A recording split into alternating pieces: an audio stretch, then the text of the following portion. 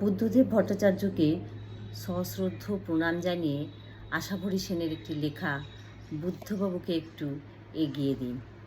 উন্মুক্ত ধরার কুরুক্ষেত্রে সরসজ্জাকে আলিঙ্গন করা উনি এমন এক বাঙালি যিনি শিক্ষিত বাঙালিকে চাকরি দিতে গিয়ে নিজের চাকরিটাই বাজি রেখেছিলেন।